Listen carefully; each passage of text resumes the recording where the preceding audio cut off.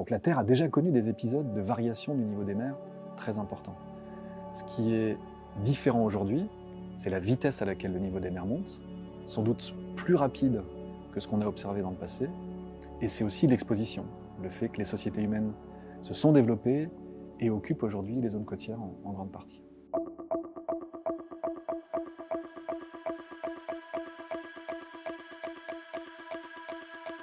Le GIEC publie son 6e rapport d'évaluation. Il n'y a plus d'angle mort.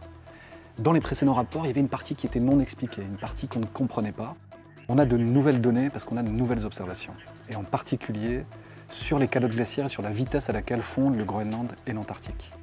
Il y a une nouvelle évaluation de cette montée globale, autour de 20 cm depuis le début du XXe siècle, avec des contrastes régionaux importants et une accélération de cette augmentation du niveau des mers au cours des dernières décennies. Le niveau des mers augmente 2 fois plus vite que la moyenne à laquelle il augmente au cours du XXe siècle. Ça monte quasiment à 4 mm par an. Dans le scénario où les émissions de gaz à effet de serre continuent à augmenter, on pourrait aller jusqu'à 1 mètre de niveau marin supplémentaire à la fin du XXIe siècle.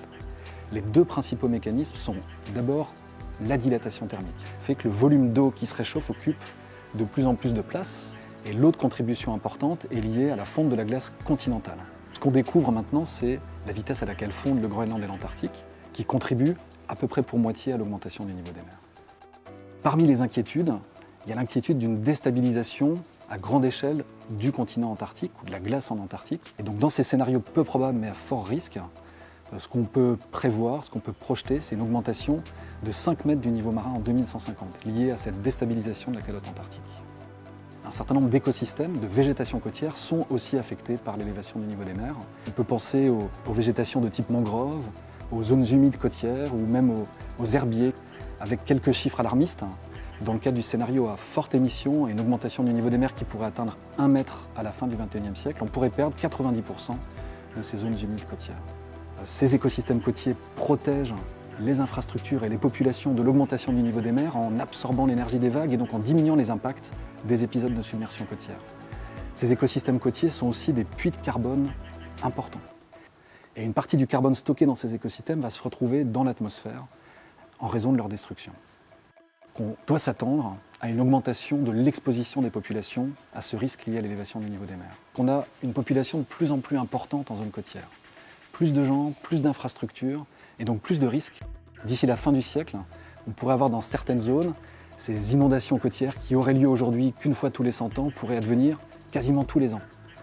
En Europe par exemple, on peut citer quelques chiffres, à peu près 10 millions de la population européenne, 10 millions de personnes en Europe sont situées dans des zones ou habitent dans des zones qui sont à moins d'1 mètre au-dessus du niveau des mers. C'est des zones qui seront inondées de façon permanente à la fin du XXIe siècle. À l'échelle globale, près d'1 milliard de personnes pourraient être affectées par des épisodes de submersion côtière. C'est près de 10% de la population mondiale. Dans le cas d'un scénario où les émissions continuent à augmenter fortement au cours du XXIe siècle, les impacts économiques de l'élévation du niveau des mers sont considérables. De 12 à 20% du PIB mondial pourraient être affectés par l'élévation du niveau des mers en 2100.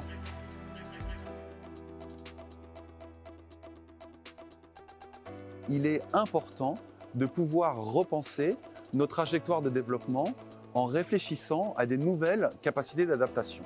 Comment adapter les solutions aux différents contextes à travers le monde? Les scientifiques du GIEC suggèrent de mixer les familles de solutions qu'ils proposent et de les séquencer dans le temps et dans l'espace. L'idée, c'est de créer un portfolio de solutions et de les utiliser pour construire ce qu'on appelle des trajectoires d'adaptation, c'est-à-dire selon le temps, selon la période, selon l'espace dans lequel on se trouve, le lieu, de se dire que d'ici à 5 ans, il faut mettre en place tel type de solutions qui vont être probablement plus des solutions de protection, à une échelle 30 à 50 ans, de penser plus par exemple à de l'accommodation, on va faire avec, et donc par exemple on va construire sur pilotis, où on va de manière constante drainer pour rééliminer l'eau qui monte, et tout ça pour par exemple à l'échelle 100 ans, de travailler d'ici là à des solutions plutôt de retrait et de redéploiement.